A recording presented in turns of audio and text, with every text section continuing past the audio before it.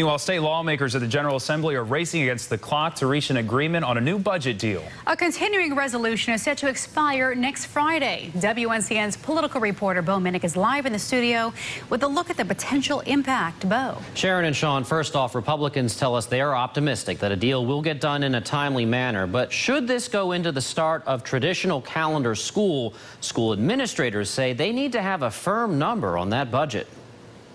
Maybe this is optimistic, but we're going to work to try to have a budget next week. We're having a dog and pony show in the House every day when they ought to be talking to the Senate. These are the days leading up to a budget deadline. I would anticipate we will need additional time, but I think that we will continue to work diligently. The state is currently operating under a continuing resolution or a temporary budget until August 14th, which is next Friday. At that point, the Republican-led legislature could pass another CR unless a budget deal gets done. We share the governor's commitment to passing a budget that keeps spending in line with population growth and inflation. Senate Republicans are hoping to compromise with the House at a figure of $21.65 billion for the state budget. They have removed some of the policy items where the sides have not yet been able to agree: economic development and Medicaid. The biggest concern I have is the impact on the educational system for our local school systems to know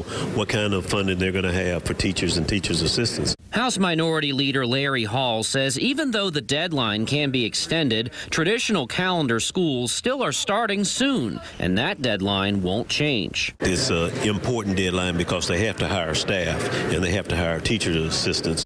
The school systems, under the current continuing resolution, have the authority to do whatever they need to do to get ready to open schools.